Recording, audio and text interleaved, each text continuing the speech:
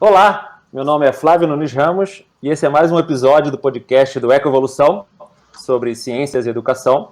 Esse é um projeto do Ecofrag, que é o Laboratório de Ecologia de Fragmentos Florestais da Unifal, que é a Universidade Federal de Alfenas, no sul de Minas Gerais. Hoje eu estou com os professores Rogério Graceto Cunha e Vinícius Xavier da Silva para entrevistar a bióloga e professora da Universidade Federal de Pernambuco, Tatiana Batista Gilbertoni, que trabalha com taxonomia e ecologia de fungos, mais especificamente com fungos tipo orelha de pau. Eu conheço a Tati desde a graduação, né? Somos da mesma turma, né, Tati? Lá da Biologia da UFRJ, Federal do Rio de Janeiro. Então, Tati, primeiro eu quero agradecer você ter aceito o convite. A gente está tentando já desde o ano passado gravar, que agora conseguimos. Então, agradeço aí você ter aceito o convite para participar desse episódio. Eu já vou pedir para você falar um pouquinho da sua formação. Você entrou lá na FRJ, depois o que você fez por aí, o que você fez durante a graduação. Então, seja bem-vindo. Obrigada, Flávia. Eu que agradeço o convite. Realmente já tem um tempo que a gente já está planejando, né? Mas finalmente conseguimos. Parabenizar também pela iniciativa, tem umas coisas bem legais aí. É diferente do que a gente faz no dia a dia. Então, vale super a pena, assim. Parabenizo mais uma vez.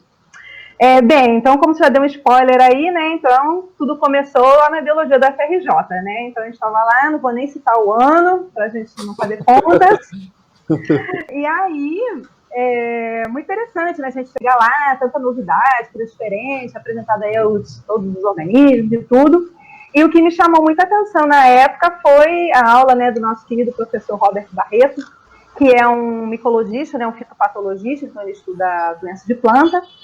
Aí bom, não sei se é perto, né, lá na Federal de Viçosa, o que me chamou muita atenção, numa das primeiras aulas dele, foi ele falar o grande desconhecimento que existe no reino dos fungos. Então, ele usou uma estimativa que ainda é válida para hoje, então a gente estima que a gente só conheça de 5 a 7% das espécies. Então, o resto todo ainda é desconhecido para a ciência. Então, hoje, atualmente, a gente tem entre 100 e 150 mil espécies e tem estimativas, às vezes até conservadoras, né, de um desconhecimento aí de 700 a 5 milhões de espécies de fungos. Então, quando ele falou isso naquela época, eu pensei, nossa, eu acho que vai ter emprego para essa área, né, porque não vai fazer falta, então, a serviço assim não vai faltar, né. E imediatamente depois dela eu lembro que eu fui lá na salinha dele, pedi para fazer estágio, e eu lembro também que na época ele era professor substituto, então ele era temporário, então ele tinha uma salinha que era até perto de onde eu depois estagiei, e cheia, era empilhada de exicata, né, porque trabalha com planta, doença de planta, né, então era empilhada de exicata. Ele falou, olha, infelizmente, eu tô meio que chegando agora, sou temporário, vou ver o que eu vou fazer, né, e tal. E aí ele realmente saiu, ele passou nesse concurso da Federal de Viçosa, ele ficou na nossa memória, né, porque afinal foi a primeira saída de campo que a gente teve. Então vamos lá. Primeiro período isso, né? Primeiro período, exatamente, taxonomia de criptógamos ainda, e aí ele levou a gente para uma excursão lá no Horto, né, do Jardim Botânico, e depois para aquela memorável excursão na Serra dos Órgãos, né, então... E até hoje eu encontro o Robert, né, eu não pude estudar fungos durante a faculdade, então a minha opção foi trabalhar com taxonomia de planta. Então eu trabalhei com a Cecília Rizzini, né, a filha do Rizzini, então trabalhando com taxonomia de plantas, mas sempre pensando em estudar fungos, né, no futuro. Então lá para o fim da faculdade eu comecei a procurar lugar para fazer mestrado, né, para trabalhar com taxonomia de fungos, assim, eu não tinha muito interesse na micologia médica, ou na biotecnologia, eu queria trabalhar com taxonomia mesmo, que eu sempre gostei da área de taxonomia, e já tinha a base de taxonomia de plantas, e aí fui pesquisar lugares no Brasil onde eu pudesse estudar fungos. Então surgiram algumas opções, e Antes disso, eu consegui entrar em contato com o Robert e ele me indicou para um estágio no Instituto de Botânica, lá de São Paulo. Eles têm uma seção de micologia que formou praticamente o Brasil todo, né? Então, os meus professores em Pernambuco, né, posteriormente, todos eles passaram, basicamente todos passaram pelo Instituto de Botânica. Então, desculpa. O Instituto de Botânica de São Paulo. São Paulo. Uhum. Isso. Fica lá no Jardim Botânico, né, de São Paulo. E aí, Robert conversou com o diretor na época, né, também um micologista, né, professor Adalto Milanês, e aí eu fui aceita para fazer um estágio. Então, passei 2 semanas lá em São Paulo, trabalhando já com taxonomia de orelha de pau, com a Adriana Gugliota, e eu já estava pesquisando os mestrados, né, para fazer, então, como eu falei, tinham as 3 opções. Uma no Rio Grande do Sul, mas era mestrado em botânica, a de São Paulo, que também era mestrado em botânica, se não me engano, e a de Pernambuco, que é de Recife, né, que era biologia de fungos. Então, era um mestrado em taxonomia de criptógamos, que tinha acabado de se dividir, então a parte de planta foi para o mestrado de biologia vegetal, né, de planta, e um novo mestrado, quer dizer, a partir desse taxonomia de criptógamos, foi criado, que era biologia de fungos. Então, o Rio Grande do Sul não me interessava muito frio, né, etc. Não tem lá um carnaval muito bom, praia não tinha muito boa e tal. Me interessava um pouco mais São Paulo, porque era mais perto do Rio, né, para ficar mais perto da família. Mas a pessoa que poderia me orientar lá, que era a professora Vera Bononi, ainda atuante, né, ela estava se aposentando, então ela não poderia mais pegar aluno. Então, eu falei assim, então vamos para Recife.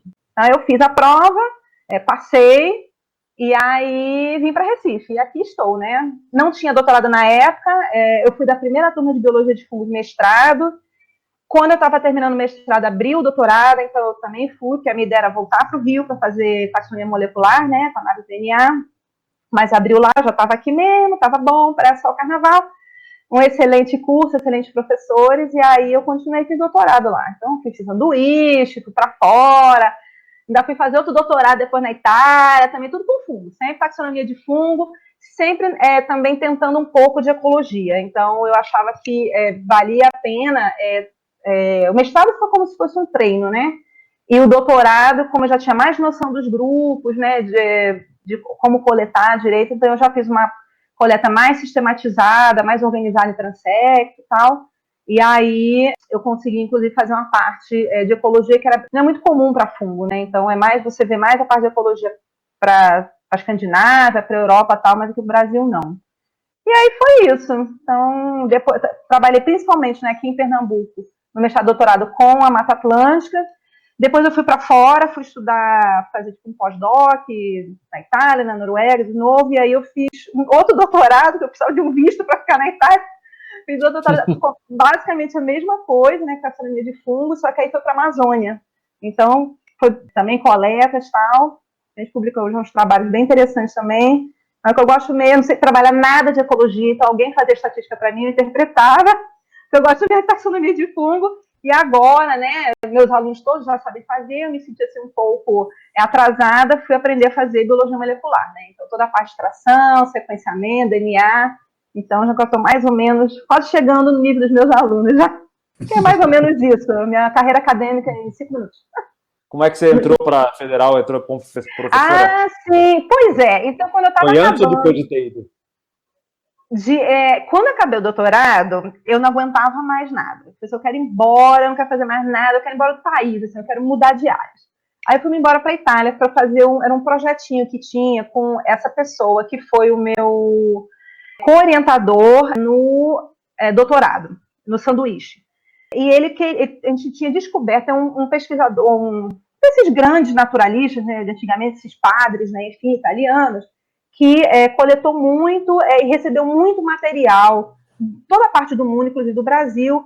E na época, não sei, da Primeira Guerra, eu acho, ele precisando de dinheiro, ele vendeu toda essa coleção para o herbário de Estocolmo. E ele ficava nessa região da Itália, no norte da Itália, que era aquela disputa entre Império Austro-Húngaro, Itália e tal, que é o Trento, né? Então, a cidade de Trento. E em alguma arrumação que eles fizeram no museu de lá, se descobriu... Sempre dava um Trento lá, né? Praticamente. Uma treta. Opa!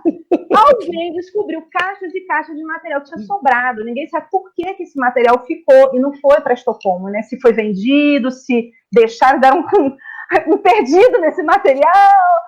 A Suécia pagou, mas não levou. Ninguém sabe, né? Porque não tem um registro dessa venda, né, e tal. E depois, ainda numa casa abandonada, que parece que era de um descendente, 15ª geração desse padre, acharam outra caixa de restos de material dele também. Bom,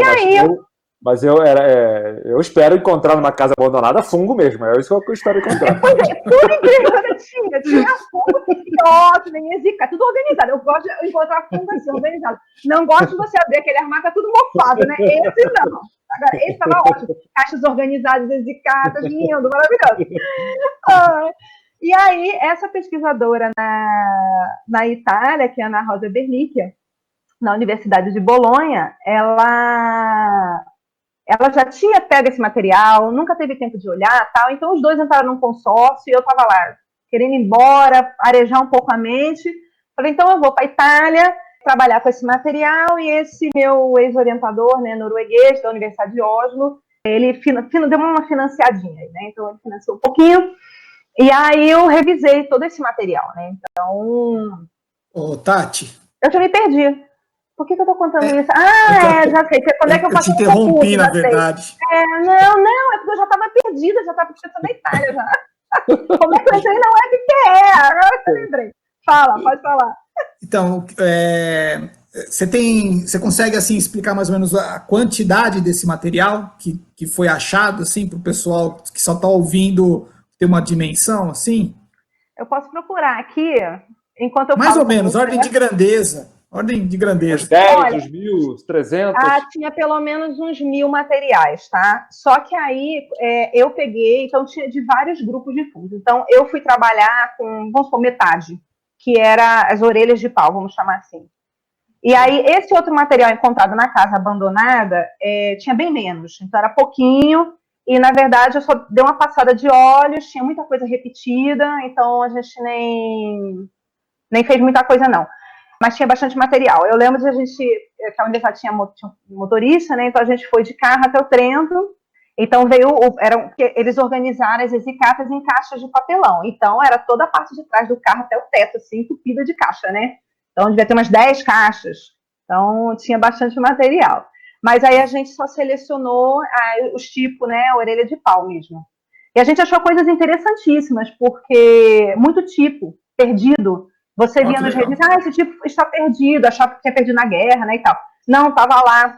Então, muito nome que você sinonimizou, mas o nome dele era antigo, era mais antigo, tinha prioridade, só que ninguém achava o tipo, não ficava aquela incerteza. Então, a gente conseguiu publicar 2 artigos em revistas de taxonomia, né, só com esse material. Foi assim, super interessante.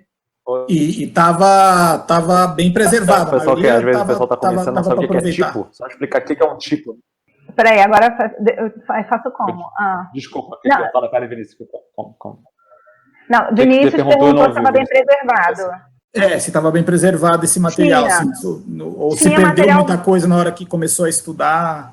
Olha, tinha coisa muito boa e tinha coisa que é farelo. Então, mas é o normal mesmo. Então, tem grupos, subgrupos, né, vamos chamar assim, que eles são muito atacados por inseto.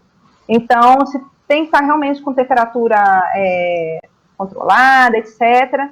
Então, Então, era o natural. Então, o material estava perdido assim, mais de 100 anos, tipo 100 anos. Então, estava muito bom. Um ou outro realmente não estava lá essas coisas, mas de modo geral estava bem.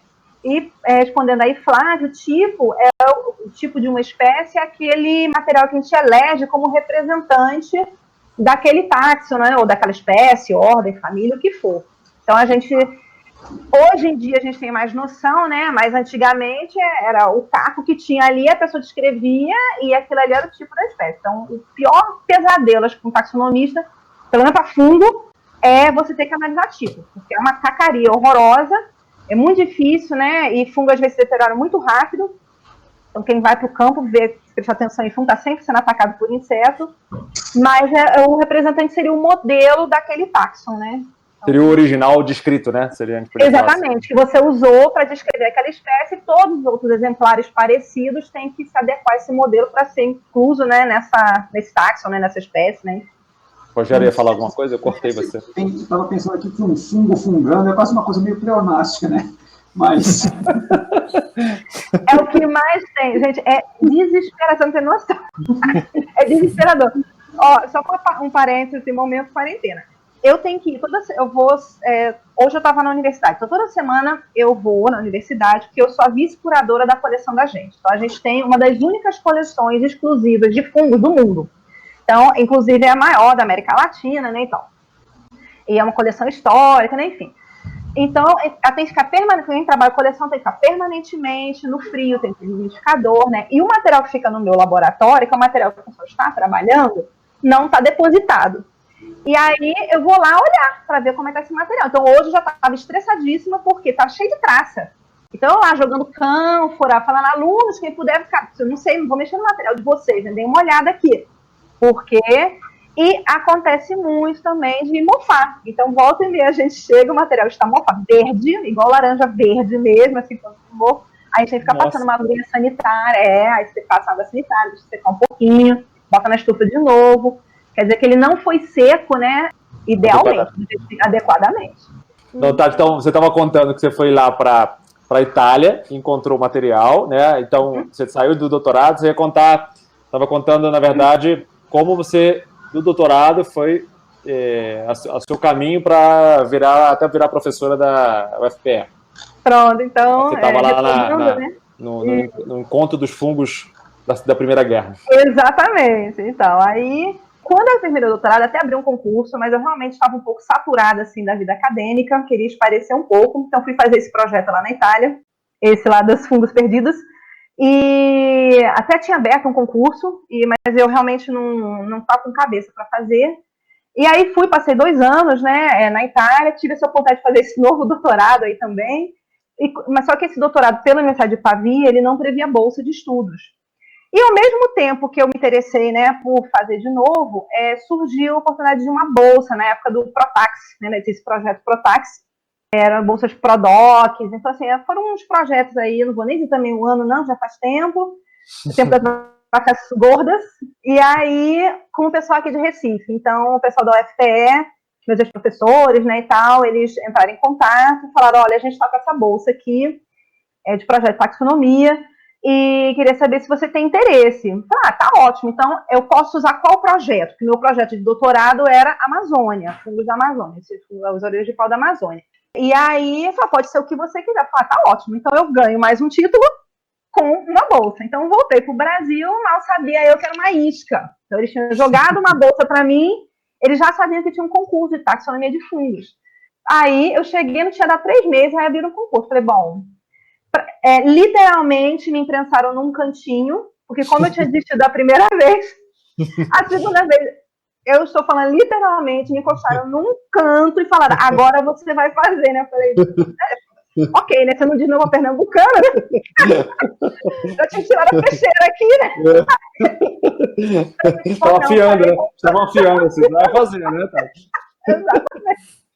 Aí eu disse, senhora, vou fazer, não se preocupe. Aí fiz, acabei passando.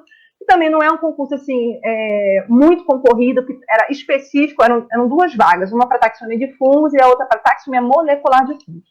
Então eu fiz para taxonomia de fungos, e aí passei, vou ter que dizer a data, né, em 2006, e aí lá estou desde então, né, então já tem um tempinho, então já tem bastante tempo aqui de Recife já, né. Então foi depois que você voltou da Itália? Não, na verdade... E antes de você ir para a Noruega? Não também, porque foi assim, eu estava na Itália, então quando eu terminei essa parte dos fungos perdidos lá da Primeira Guerra, tal, do Bresádola, surgiu a oportunidade de doutorado. E aí eu passei no doutorado e praticamente ao mesmo tempo, acho que foi a mesma semana, o mesmo mês, veio essa bolsa. E aí eu conversei com o pessoal aqui da UFPE se podia ser o mesmo projeto, que eu estava pensando, falaram que podia. E eu conversei com a minha orientadora na Itália, perguntando se podia fazer no Brasil, porque agora eu tenho que ficar coletando na Amazônia, né? Ela, não tem problema, eu ainda tive que voltar à Itália para apresentar tipo seminários, né? Os primeiros resultados do projeto, terminar uma coisa ou outra com esse projeto desses fungos perdidos. E eu defendi esse segundo em 2009. Então, entre 2000... o concurso do fim de 2006. Então, entre 2007 e 2008, eu ainda fiquei um pouco indo e vindo, né? Pegava as férias, ia para a Itália, voltava. fazia algumas coisas, mas na UFL eu já ia para a Amazônia, coletava, né, e usava o laboratório para identificar tudo. Então, em 2009, eu defendi, né, no início, eu defendi esse segundo doutorado, né. Aí, né, foi concomitante. E depois eu fiz um outro pós-doc na Noruega, com outro grupo de fungo que não era mais orelha de pau, é outro grupo de fungo. Então, eu falei, não, eu já aprendi um, agora eu vou aprender o outro. Mas aí foi 2011. Aí agora eu fui para Portugal, aí meus pais estão em Portugal, né? Então aproveitei para ir para lá para fazer o treinamento com biologia molecular. Legal, legal. Rogério ia fazer a pergunta aí, Rogério? Então, você comentou bastante de orelha de pau, talvez a gente conhece pelo nome popular, né? Mas aí imagino que talvez seja um saco de gato, assim, um monte de coisa que a gente chama de orelha de pau, mas que eu sei qual que é a realidade biológica por trás desse nome, assim, o que é uma orelha de pau ou o que não é uma orelha de pau. Né? Pois é, vou contar a história um pouco taxonômica, daqui a pouco eu passo para enfim, né, a realidade, né? Como Flávio comentou, então as orelhas de pau eram agrupadas nesse grupo que era Aphilophorales. Então, esse grupo ele foi criado em contraponto aos agaricales. Agaricale é cogumelo. Então, basicamente, o grosso dos cogumelos, que é aquela forma clássica de guarda-chuva, né, que a gente vê no campo, é dessa ordem agaricales. Não sei se vocês já repararam que embaixo dos cogumelos tem tipo lâminas, né? Então, eles têm tipo umas lamelas, né? Essas lamelas. Então, tudo que não tinha lamela, Aphilophorales, era jogado nessa ordem. Então, o nome da ordem é para dizer, não é cogumelo, joga tudo ali. E aí, obviamente, era um saco de gatos, assim, enlouquecedor. Inclusive, assim, tem um primeiro grande tratado taxonômico de 64, né, sobre essa ordem, o próprio autor fala, olha, é uma bagunça, já divide lá em 20 e tantas famílias, que hoje são mais ou menos as ordens que a gente tem, porque as famílias eram mais naturais do que a própria ordem. E aí, com o passar do tempo, né, mais estudos, aí começa a ultraestruturagem, microscopia eletrônica, e principalmente aí década de 90, ano 2000 e tal, que aí é o boom da biologia molecular para fungo. Eu sei que não é usual para muita área, mas a gente não anda mais, a gente não descreve um pelo de fungo se não tiver molecular. Então, a gente praticamente recusa artigo, não deixa publicar sem sequenciamento de DNA. E aí a gente viu, né, se reparou que essa ordem era completamente polifilética e ela começou a ser desmembrada nessas ordens mais naturais que correspondem a essas antigas famílias. Então, hoje, quando a gente vai para o campo, a gente vê, para a gente, né, para uma pessoa, as pessoas conhecem mais cogumelo, então, às vezes, elas prestam mais atenção e já conhecem o nome orelha de pau, então, é um nome que eu conheço há muito tempo, assim, desde criança, tal. É qualquer coisa que tem realmente uma cara de uma orelhinha numa madeira podre. Então, às vezes, a orelha vai ter cor aí meio vinácea, às vezes ela vai ser branquinha, ela vai ter vermelha, então tem uma vermelha tijolo que todo mundo acho que já viu. Então, ela sempre vai ter essa forma de orelha e das mais diversas cores. Então, mais ou menos isso. Então, esse grupo que tem mais ou menos essa forma, eles pertencem a mais ou menos uma ordem. Então, que a gente chama de poliporales, né? Porque se você olhar para baixo, vai ter um monte de poro.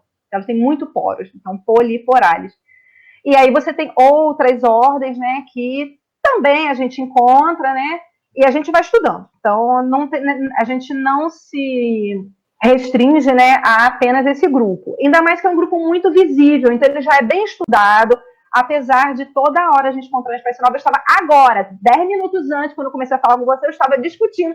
Eita, essa aqui é uma espécie nova, já mandando para a pessoa lá na Noruega, né, meu orientador, tá doido para publicar, manda lá para ele, tá lá, é uma orelha de pau nova, assim. Legal. Mas é um grupo, não, a gente tropeça, aqui a gente realmente, nossa, tropeça em inglês.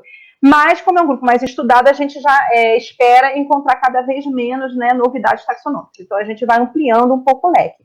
Então, qualquer coisa que você não sabe o que é, tira uma foto e manda, porque provavelmente vai ser algo que interessa pra gente. Principalmente em Minas, que a gente tem pouca coisa, viu?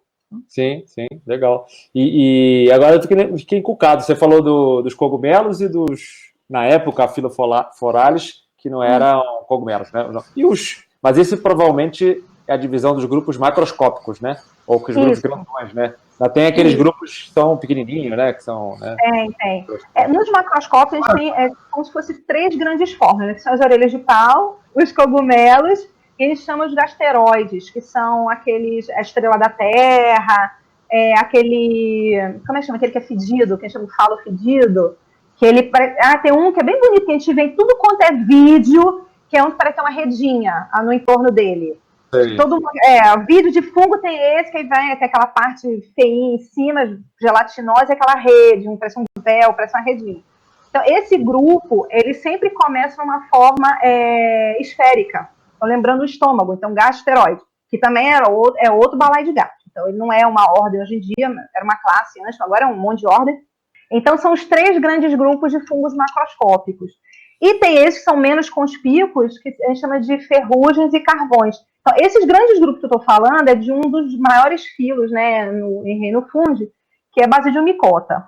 Então, quando quem estuda, né, então, Basidiomycota, a gente pensa nos macroscópicos mais famosos, que é cogumelo orelha de pau, e esse grupo que é muito importante economicamente, que são as ferrugens e carvões, porque eles são fitopatógenos.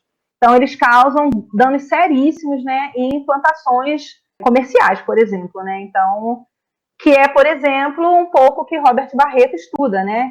Então, no último concurso a gente veio um aluno lá de Viçosa, fitopatólogo, eu falei, não, eu preciso de alguém para trabalhar com ferrugem. Aí botei, né, praticamente o rapaz, eu falei, não, vamos trabalhar um pouco com ferrugem, que é muito pouco estudado também, né? E é difícil porque ferrugem é muito específica para o hospedeiro. E a gente descobrir qual é a planta viva é muito complicado aqui num país mega diverso, né? Então... Legal. Rogério, tinha levantado a mão aí, Rogério? Eu tinha levantado a mão para... Talvez tenha algum aluno que esteja ouvindo aí, ou do público em geral, que não conheça a palavra polifilético que você falou, se pudesse dar uma explicaçãozinha aqui, polifilético. Ai, meu Deus, eu não sou muito boa, assim, em filogenia, tá? Mas polifilético é o que tem várias origens. Então, eles não representam um grupo natural com um ancestral comum. Então, assim, um grupo monofilético, você espera que seja aquele grupo que todos aqueles componentes daquele grupo tenham um ancestral comum. Então, um grupo polifilético é um grupo que tem vários representantes, agrupamentos que têm várias origens. Então, não forma um grupo natural, né, que reflita a evolução daquele grupo. Geralmente também é um grupo, a gente chama o grupo saco de gato, né? O grupo que está mal estudado ainda, né? Ninguém pegou para estudar, ainda está polifilético, vamos dizer assim. Também, isso, exatamente. Um dia alguém vai dar um jeito. A da gente é quando a árvore dá suporte. Olha, eita, deu um suporte bom, obrigada. Obrigada, eu não tenho que fazer nada. Tá, sabe qual é uma coisa legal, talvez, de contar para o pessoal? Como que é o dia a dia de quem trabalha no seu laboratório, seus alunos, assim, quais são os tipos de trabalho que dá para fazer? Então, por exemplo, você falou que você está tentando, você descreve espécies novas de fungo, tentar descrever a parte ecológica, um pouco da parte ecológica, mas como, se essa pessoa que gosta de fungo e entrasse no laboratório, como seria o dia a dia dela, assim, só para ela ter uma noção se ela ia querer escolher isso ou não, né? Bem, quem entra no laboratório, inclusive a gente tem projetos, né, de extensão e tal, para captar alunos, né? A FAP da gente aqui, ela tem um projeto que os meninos que passam na faculdade com notas boas e vieram de escola particular, de escola pública, eles ganham uma bolsa de extensão. Então você tem que ter um projeto de extensão. E como hoje é complicado a gente ter estagiário, né, por causa da lei do estágio, então a gente abre esses cursos, né, de fungos. Então vem, né, o desavisado. E aí, porque você se oferece, né? Então você tem uma central da universidade e tal. Então, basicamente, eu estou contando essa história porque é basicamente o que acontece com a pessoa que vem. Fala assim, professora, eu sei que a senhora trabalha com fungo macroscópico, eu quero trabalhar também com isso. Falei, bom, para começo de conversa, é taxonomia. Então, se você já tem medo da palavra, não gosta, não sabe o que é, ou você encara, ou se você sabe o que é, tchau, porque é taxonomia pura, então não tem muito para onde escapar. O que a gente pode fazer, agora a taxonomia tem uma parte muito boa, que é ir a campo, é fazer biologia molecular, então esse é primeiro o assusto e depois, né, eu dou dúvida, porque não, a pessoa não tem que entrar com ilusão. Então, esses meninos que entram, eu já aviso, olha, primeiro passo, a pessoa não sabe nada, não sabe cortar, não sabe botar um corante, né, e tal, então ela precisa aprender essas coisas básicas. O que acontece com a gente, que é sempre assim, todo mundo, né, principalmente num centro de biologia, centro de biociências, toda a gente, com 3 cursos de biologia, né, enfim, todo mundo vai para campo. E toda hora tem gente trazendo cogumelo para a gente ver o que é. Ah, professora, achei isso. Pode ser a coisa mais comum da face da Terra. Aí você, que coisa linda, gente, obrigada. Então, você aí vai empilhando, né, naquelas caixas, né? Então, você vai empilhando aquilo ali, acumulando. E aí a gente usa esse material para treinar esses meninos. Então, a gente fala, olha, o trabalho nesse momento para ver se você gosta ou não disso é pegar esse material e tentar identificar. Então, a equipe do laboratório, que tem o pessoal que é os pós-docs, os doutorandos, os mestrandos, né? Os próprios iniciação científica também, tem técnico, né, bolsista e tal. Então, a gente meio que divide, né? Então, eles já vão treinando os alunos nessa parte aí de cortar, aprender como é que faz o corte com corante, né, e tal, percorrer uma chave, que tem uma dificuldade que é basicamente tudo em inglês, né, então já tem um probleminha, né, e aí vai ajudando assim, eu falo, olha, então os primeiros, que é um ano de bolsa, né, enfim, os primeiros 6 meses você vai trabalhar com isso. Se você gostar, a gente vê o que vai fazer depois, provavelmente molecular. Então, você vai entrar no laboratório de molecular, acompanhando, né, o pessoal da pós-graduação, para ver se você também gosta também. Porque senão a gente vai ter que pensar numa parte de ecologia. Então, por exemplo, eu tenho aluno que é muito estabanado. Eu falei, não dá certo em taxonomia clássica e não dá certo na molecular. Não tem condição. Botei para fazer modelagem ecológica. Então, é o tipo de coisa. Então, o aluno vem, ele tem que fazer taxonomia clássica, morfológica, pelo menos em 6 meses. E depois a gente vai vendo, né, no perfil dele, o que ele gosta, né, e tal. A gente sempre procura também levar ele para campo, porque tem gente que nunca foi a campo, nunca, não sabe, né, coletar, muitas vezes não sabe, aliás, a maioria, assim, para fungo, né, é olhar, né, com o olhar do micólogo, né, para achar o fungo. Então, a gente tem sempre as disciplinas, né, então, até no campus da UFPE mesmo, a gente dá uma voltinha, tem o Jardim Botânico que é pertinho, então a gente sempre marca alguma coleta e tal, para treinar também esse olho para o campo. Então, basicamente, isso aí. E aí, outra coisa que a gente faz, né, então a gente tem a parte, todo mundo faz taxonomia básica, e tem a parte da taxonomia molecular, né, que é a parte de extração de DNA, né, amplificação, etc. Eu tenho um pós-doc muito bom também, e um outro que terminou o doutorado agora, bolsista agora, em ecologia, análise ecológica, né, estatística, né, e esse outro rapaz em modelagem ecológica. Então, é uma área que a gente está tentando fortalecer também. Então, a gente tem assim, modelagem ecológica, de nicho, né, enfim, categorização das espécies, né, para a IUCN, e uma outra parte que a gente faz também, que é o isolamento em meio de cultura, porque esses fungos, eles são produtores de fármacos, de enzimas e vários outros metabólicos que têm interesse biotecnológico. Então, eu tenho uma aluna, mas é uma área que, assim, como eu não tenho muito domínio, eu não abro para todo mundo, porque demanda também a cooperação com outros laboratórios. Então, às vezes, é complicado. Mas eu tenho uma aluna, né, que está comigo desde o PIBI, que acho que é da minha idade, assim, muito responsável, né? Ela começou trabalhando com extrato de fungo contra a bactéria resistente a antibiótico, então deu super certo. Só que o passo seguinte é você entrar em contato com química forte, então a gente se assustou um pouco, porque tem que fazer fracionamento, né, dos extratos e tal, mas é um trabalho assim, muito promissor, porque a gente vive aí um problema de falta de antibiótico, né? Você tem uma série de bactérias aí que já não respondem mais a 20 antibióticos. Aí a gente falou, tá bom, o que você vai fazer para o doutorado? Vamos mudar um pouco. Então, trabalhando com biorremediação. Então, pega esses extratos e faz biorremediação de efluente têxtil. Então, aqui em Pernambuco, a gente tem uma parte tem um polo têxtil muito forte, e então a gente tem, né, essa possibilidade de fazer essa parte de biorremediação que ela está fazendo. E tem 2 alunas, né, de graduação que se interessaram pela área. Então, foi, tá bom, então uma está trabalhando já com isso, com corante X, e a outra vai trabalhar com corante Y.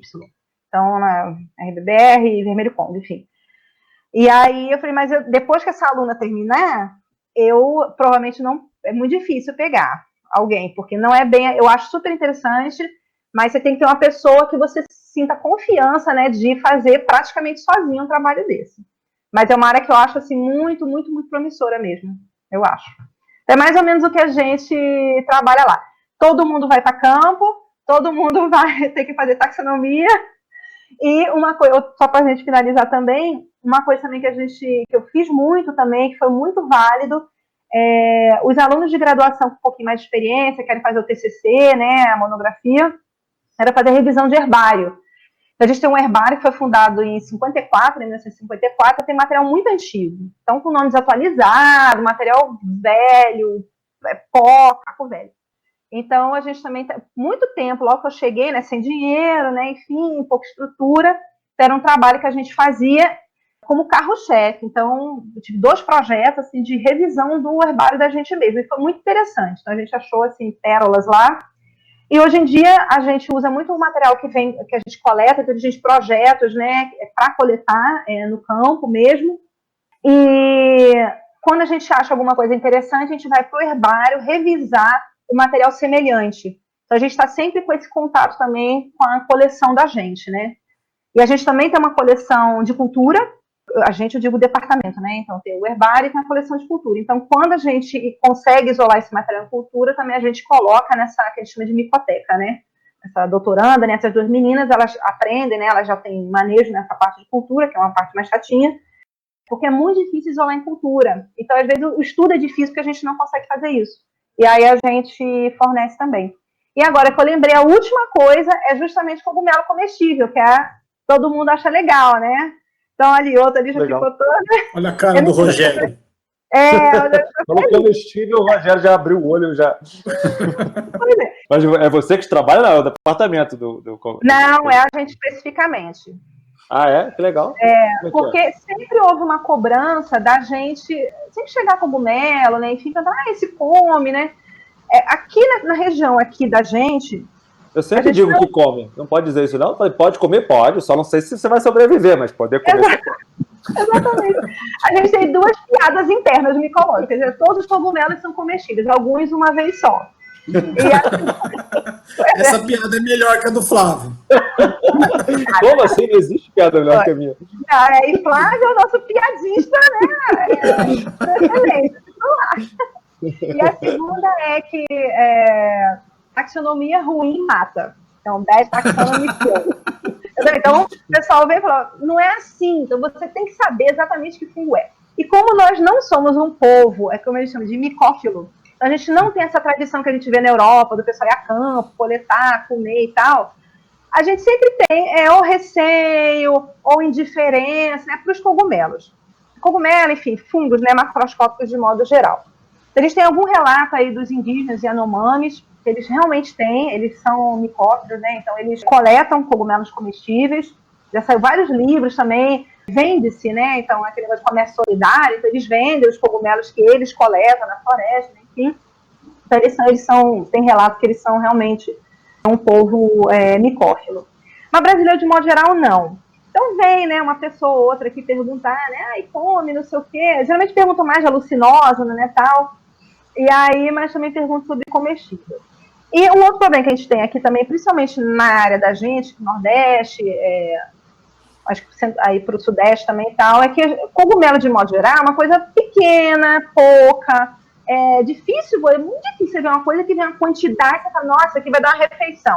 Muito difícil, que é como a gente vê na Europa, né, e tal. Então também não tem esse interesse também, né?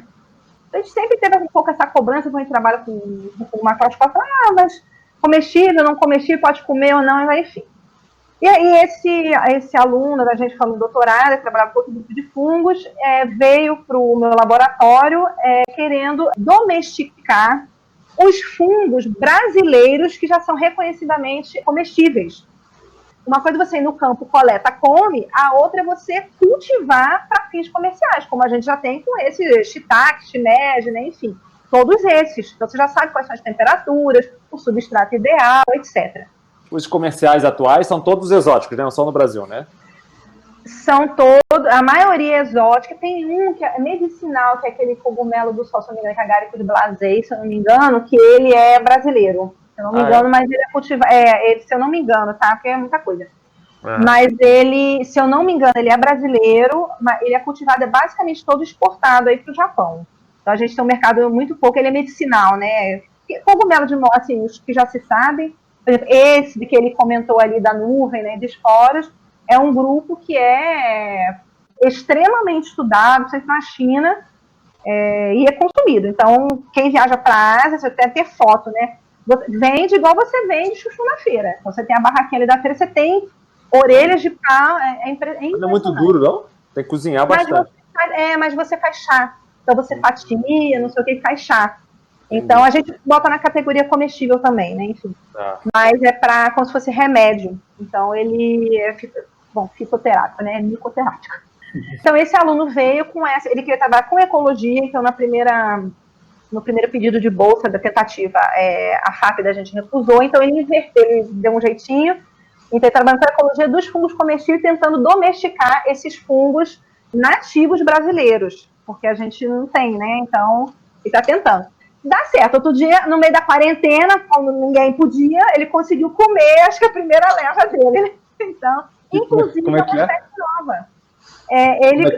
Ele está cultivando, né, usando vários substratos. Então, ele conseguiu comer. Então, quantidade suficiente para cozinhar esse cogumelo, só que na casa dele, né? Porque na quarentena ele levou tudo para casa. Então, já falou com ele? Já você tem falado com ele? O mais interessante é que essa é uma espécie nova.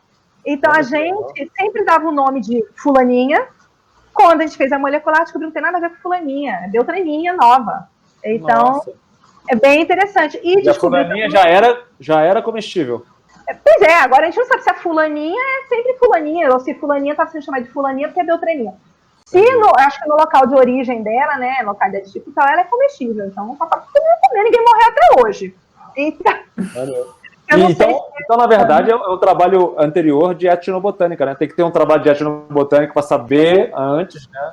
Sim, com certeza. Pelas tradicionais, né? Etnomicologia, no caso, né? Exatamente, eu já ia corrigir. Obrigada, Rogério. Etnofungânica. Não, etnomicologia mesmo. Tem, porque existe uma lista da FAO, se eu não me engano, que coloca todos os recursos naturais. Ele já tinha essa lista de fungos comestíveis, né, do mundo todo. Então a gente já fica, né, de olho. Só que o problema é que assim, o nome que você dá na Venezuela pode ser, é por espécie. Mas é esse problema, a gente está dando às vezes o nome de uma espécie para um monte de coisa que é espécie diferente. Então por isso que a gente fica aqui desesperado, tem que fazer molecular. E aí é o caso dessa fulaninha. A gente chamava fulaninha de fulaninha. Aí esse meu aluno falou, vamos fazer sequenciar, né, só para ver, né, confirmar fulana. Não é fulana, é beltrana. Só que a gente já comeu, já tá comendo, e a felicidade, ele morreu, né, parecida. E foi. Já tem o segundo artigo aí. Já tem o segundo artigo, sobrevivência depois de ingestão de beltrana. Exatamente. Cada um, assim, 5 minutos dá para as alunas dele, para as cobras ficarem mastigando o dedo, e aí você dá os fungos para os seus alunos. Esses taxonomistas são... É assim que a gente vê. Gente, olha, e o pior que é assim mesmo. Eu li um livro uma vez falando como é que, entre várias coisas da história da micologia e tal, então como é que a pessoa descobriu que o fungo era comestível ou não. Isso lá em 1700, 1800. A pessoa simplesmente pegou todos os fungos que conhecia, os fungos que conhecia, e chamou um médico amigo, e a pessoa ficou lá comendo os fungos, né, os cogumelos. Se ele passasse mal, o médico acudia, dava um vomitório, né, enfim, o que fosse. Anotava os sintomas. Então foi Morreu. O homem sobreviveu. Eu acho que ele tinha que botar uma estátua em homenagem a ele em algum lugar, porque o homem realmente, assim, meteu, assim, botou a cara a tapa mesmo, né? Então foi bem... Esse, né? Os outros 10 que tentaram nem ficaram na história. Morreu, já foi. E esse é um problema sério, porque tem muito, assim, a sorte da gente é que a gente não tem, quer dizer, não é a sorte, né? Mas enfim, a gente não tem muito esse problema, porque a gente não tem essa tradição, mas a gente tem todo ano, né? Enfim, são relatos, né? Na Europa, Estados Unidos, as pessoas que consomem, né, os cogumelos parecidos, mas que são tóxicos, né? E aí as pessoas morrem, ou tem problemas, tem transplante de rim, né, enfim, fígado, o que for, porque realmente são toxinas seríssimas, né, até letais. Eu imagino que seja uma porcentagem muito baixa, assim, mundialmente falando, de fungos comestíveis, né? Porque fungo é muita espécie. E tem pouca espécie comparativamente comestível, né? Então, assim, lá fora já deve ser, aqui no Brasil, então, minúsculo, né? Não, minúsculo, é bem pouquinho mesmo. Então, a gente, assim, por exemplo, os cogumelos, né, que são os mais comuns para comer, dessa forma de, enfim, né, de guarda-chuva, né, enfim, tem mais ou menos aí umas 6.000 espécies, umas 6, 8.000. Então, hoje a gente sabe que 400 são comestíveis. Então, é isso que a gente sabe. Mais do que eu achava. Não, até que é um número bom, só que, obviamente, nem todas são cultiváveis. Então, você cultiva 10, né, enfim, e o resto você coleta, né, no campo. Orelha de pau tem 2, 3, é pouca coisa mesmo. Então tem essa que você comentou logo no começo, que ela parece realmente uma orelha gelatinosa. Essa, então, é muito consumida na Ásia, então eles cultivam, ela é muito cultivável. É normalíssimo, então você vai para o restaurante, não é que você peça como um adicional, já vem na sua salada. Então, se você não gosta, tem que, se você é alérgico, né, enfim, já tem que pedir não, né, tem que pedir para tirar, deixa de lado. Tem outro também, que é quem vai para campo, assim, Mata Atlântica, né, vê muito, é um branquinho, que quando você vira de cabeça para baixo, ele tem um poro bem grande, e geralmente tem inseto já comendo. Então, esse também é muito comum, a gente encontra bastante, mas tem que disputar com os insetos, então é um pouco complicado. Então, tem que chegar com ele novo, tem que ficar lá dando peteleco para ver como bala de inseto, enfim.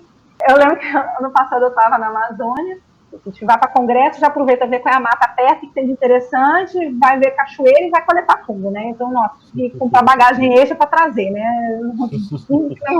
Demais. E aí, achei esse, né? Esse branquinho, né? Que é o cavalos.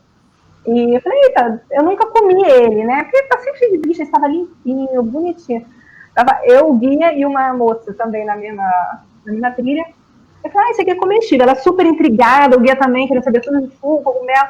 Aí eu, olha, isso aqui é comestível. Ela bota na boca. Eu falei, meu Deus, senhor, você falou, a moça morre, a alérgica. Não, isso não. Eu pegou tudo, botou na boca. Aí eu, em solidariedade, botei na boca também. Eu falei, não, mas ajuda, né? Sei lá, o guia que servia que esses dois corpos aqui tem Amazônia, né? Rola pro Rio, vai no Rio. Não sei. Aí eu falei, ruim, né? Não, eu falei que era comestível, não falei que era gostoso. Exatamente. A gente cuspiu porque realmente não gosta da sanitária. Então, assim, não vai morrer por causa disso, não morreu. Se precisa comer, tá perdido, pode comer, não tem problema. Não é bom, porque tem um gosto da sanitária, assim, né? E aí depois fiquei sabendo, não, tem que cozinhar, né, e tal, bota bastante tempero. De uma geral, não é muito gostoso, né? Assim, eles não têm um sabor ativo. Você tem que botar o tempero. Então, um ou outro cogumelo que realmente eles são, nossa, super perfumados, super saborosos. Mas orelha de pau sobrevivência na floresta mesmo. Você queria perguntar alguma coisa? Eu quero perguntar, na verdade, eu vou emendar duas em uma aqui. A primeira pergunta, pegando carona no que você falou no comecinho, porque se isso te estimulou, pode ser que estimule novos interessados em micologia ou em taxonomia de fungos aí, que é esse baixo conhecimento que tem de taxonomia. Imagino que melhorou, mas que ainda devemos estar bem distante, né, de conhecer bem. E eu sei, assim, pela parte da taxonomia dos vertebrados, tem grupos ali que a gente sabe que a chance de descrever uma espécie nova é bem baixa, por exemplo, aves, né? Já anfíbios tem uma chance bem maior de encontrar alguma coisa nova. Se é mais ou menos nesse nível para fungos, de cada saída para campo, você tem uma chance muito, muito grande de voltar com uma ou duas espécies novas. Essa é a primeira pergunta. E a segunda, que tem a ver um pouco com isso, você também acabou já falando alguma coisa sobre isso, a gente tem aqui uma dificuldade um pouco grande de mostrar para os alunos a importância de uma coleção. Então, uma batalha meio pessoal minha, tem uma aqui pequenininha, que eu cuido de uma coleção de anfíbios e répteis aqui. Com animais é mais difícil, porque estudante de biologia tem um pouco aquela restrição de sacrificar um animal para depositar numa coleção e tal. Talvez com fungos e plantas isso não existe esse bloqueio, mas às vezes eles têm a outra dificuldade que é entender, e aí depois que faz isso, qual a importância desse material ficar depositado? Então, e você falou aí que é uma das poucas coleções exclusivas, né, de fungos. Eu queria que você falasse mais sobre essa coleção, a importância dela, que tipo de estudo, de trabalho que sai a partir dessa coleção, né, que vocês cuidam aí? Essas duas perguntas. Tá, você vai ter que me lembrar qual é a primeira, porque eu sou meio... A primeira é sobre se é fácil mesmo, você vai para cada saída de campo, você volta com 1, 2 espécies novas de fungo. Volta. Às vezes você deixa a meia, quando você volta do campo, você deixa a meia assim, sem lavar, pelo menos umas 3 espécies novas, velho. Não tenha dúvida, não tenha dúvida. Gente, uma vez que eu alagamento aqui em casa, a mesinha de centro estourou. Aí eu deixei ela aqui na varanda, porque um dia eu vou ter que jogar, como é que eu vou jogar esse treco fora? Gente, não deu 48 horas, ela tava verde, amarela, azul, branco, todas as coisas que você pode imaginar de novo. Aí eu tirei uma foto do laboratório, do departamento, né? O grupo que é um departamento, a gente tem um departamento de micologia. Então, são 15 professores trabalhando com todos os aspectos de fungo que você pode imaginar. Ah, a pessoa ficou louco, né? Eu quero isso. Aí eu vou para a festa, né? Porque o que perdeu a daí, meia. né? Não, perdi a meia, no caso a mesinha de centro, né? Com certeza. Então, realmente, a gente já dá como ponto pacífico. A gente vai para campo, não precisa ir para campo, assim, a meio da Amazônia, não. A gente vai para o campus e já encontra espécie nova. Então, a gente tem várias espécies novas, e a UFPE é um árido, né? Então, assim, você tem grama, 10 árvores ali, enfim, plantada, porque, né, enfim, é decorativa, né? E você encontra espécie nova. Então, a gente já sabe que vai encontrar, dependendo do grupo. Por exemplo, orelha de pau, realmente é um grupo que cada vez você, não vou dizer que encontra menos, porque toda hora a gente realmente encontra.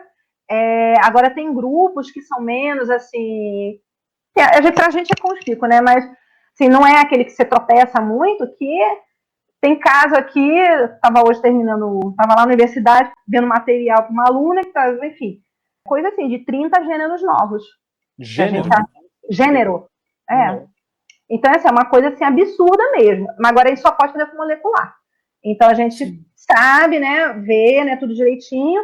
E hoje em dia não são 1, 2 regiões, é 3, 4, às vezes eles pedem 5 regiões, né, porque para evitar confusão de nome. Então, tem que ter uma certeza mesmo, né, que aquilo é aquilo mesmo. Então, para a gente é muito comum mesmo, a gente nem se assusta. Dá trabalho, porque você fica assim, eu não. Fica bem assim, gênero novo de novo. Porque dá um trabalhinho, né? Aí você tem que fazer mais molecular com mais calma, não é assim, morfologia faz, não sei o que e tal. Então, a gente sabe que depende muito da molecular. É muito comum. Então, para aqueles alunos, né? Isso, inclusive, uma aula que eu dava, falando sobre diversidade e evolução de plantas e fungos, né? Eu começava com planta, falei, gente, quem quiser trabalhar com espécie nova, quem gosta dessa área, taxonomia é super legal, se você quer ter o nome numa espécie nova, tal, isso na aula de planta, que era a primeira que eu dava, né, da história. Daí eu tinha essa estimativa que no prado, tal, 50% das plantas conhecidas estão no mar, então trabalhar com alga, tal. Aí o pessoal, né, já tô feliz. A aula seguinte, fungo.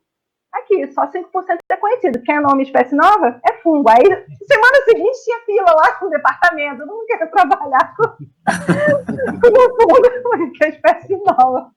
Mas inclusive, para finalizar, nessas estimativas que a gente fala, né, de conhecimento de fungos, esse pesquisador, né, no campo da gente, ele fala que, claro que a gente está perdendo muita espécie, né, nova, né, enfim, muito degradação ambiental, né, e tal, e você também perde os taxonomistas, porque não é um campo muito atrativo, a pessoa acha que a gente fica lá o dia inteiro no microscópio, eu fico o dia inteiro no computador fazendo burocracia, né, no microscópio, eu falei, gente, chegou a quarentena, hoje eu consegui ficar meia hora no microscópio olhando material, obrigada, vírus, porque você não consegue fazer outra coisa na vida, né, e aí são os alunos que estão se divertindo, né. Então, esse pesquisador, ele fala que esse ritmo de degradação ambiental, né, o ritmo de formação de novos taxonomistas diminuindo, né, então a gente se espera que, para a gente ter um conhecimento bom, né, de fungos, demoraria mais ou menos 1000 anos para a gente conseguir chegar, porque o ritmo, assim, apesar da gente publicar muita coisa, a gente vai deixar de publicar muita coisa porque você não tem pessoal e a gente está degradando os ambientes, né. No caso de fungo, assim, é extremamente promissor, né? Só lembrar de penicilina, então veio de fungo. Então você imagina, você destrói o meio ambiente, o quanto de antibiótico, qualquer outra coisa que você pode imaginar, se destrói junto, né? E muitos desses fungos são de fácil, não os que eu trabalho, assim, muito mais esses fungos de mofo da meia velha, você aparece fácil, cultiva fácil, você deposita, mantém fácil. Então é coisa que facilmente você consegue extrair um composto, né, e tal. Mas a gente não dá conta, né? Meio complicado. Fica a dica aí nessa onda de desemprego, vai fazer taxonomia de fungos, né? Exatamente. Desempregado não fica. Agora é difícil, né? Porque você tem que trabalhar numa instituição de pesquisa. Estou exagerando, lógico. Eu só falo assim, a gente aqui em Pernambuco, a FAP da gente, né, a Fundação de Pesquisa, é uma mãe. Então, a gente viu aqui, por exemplo, a questão da FAPEMIG, né, como é que ficou, a FAPERJ, né, e tal. Então, ela realmente, assim, é o carro-chefe do Nordeste, né, até do Norte e Nordeste. Então, ela é uma que não deixa você na mão, você consegue bolsas, né, consegue aprovar um projeto com bolsa, enfim. Não é zilhardária, não é uma FAPESP, mas é uma que não te deixa na mão. Então, você consegue fazer um microplano, e se você usa muito essa parte aplicada, né, como de interesse para o Estado, essa questão do polo têxtil, cogumelo comestível, alguma coisa que tem essa parte, assim, talvez um pouco econômica, um apelo econômico, ela ajuda mesmo. Então, às vezes a pessoa pode não conseguir emprego. Eu acho que no departamento da gente nunca mais. Eu acho que no departamento de ninguém, acho que nunca mais, assim, por 300 anos. Mas eu acho que uma bolsa, o pessoal quer fazer faculdade, quer fazer um PIBIC, alguma coisa, a gente consegue um mestrado, doutorado, até um pós-doc mesmo. Eu tive 2 pós-docs, tem esse rapaz do cogumelo comestível, a outra dos 30 gêneros, que acabou agora em março, e esse rapaz acabou no fim do ano. Foram 3 anos, né, de pós-doc dessa FAP. Então, foi bem generoso, então foi muito bom para a gente. Sobre a coleção. Então, a nossa coleção... peraí que eu vou ter que contar aqui. No Devoniano... o departamento da gente, tem que contar só um pouquinho a história dela, né? Então, o departamento da gente, ele era um instituto de pesquisa fora da universidade. Então, ele é até um pouco anterior, né, à criação da universidade. Então, era um instituto de pesquisa voltado principalmente para atender demanda aí de doenças de planta, doenças em seres humanos, né, animais. Então, era Instituto de Micologia. Então, ele foi fundado por esse pesquisador, né, que é Augusto Chaves Batista, não é meu parente, e ele fundou esse instituto em 1954. E, junto com a fundação do instituto, ele fundou a coleção de culturas, né, que é a Micoteca, e fundou também a coleção de esicatas, né, de secas, né, desidratadas. Então, a nossa coleção remonta daí. Então, se eu não me engano, lá para fim da década de 60, ele morreu em 64, com a criação, né, você tinha aquela... igual em qualquer lugar, as grandes capitais, né, você tinha aquelas faculdades separadas e se juntaram nas universidades. Então, na época, era a Universidade do Recife, e esse instituto ele foi incorporado à Universidade do Recife. Então, por isso que as nossas 2 coleções se chamam URM, o acrônimo. Então, é Micoteca URM, que é a Universidade de Recife, e Micologia. E Herbário URM também. Tanto que, às vezes, olha, volta e meia, essa semana mesmo, alguém escreve um e-mail para mim pedindo a coleção, a cultura do aspergilos tal. Eu falei, a coleção de esicatas, a cultura é a outra professora. Então, ficou essa confusão, mas você tem o Herbário URM e a coleção, a Micoteca URM. E os 2 foram fundados ao mesmo tempo, né? Foram em 54. E no começo, eu vou falar agora do Herbário, né?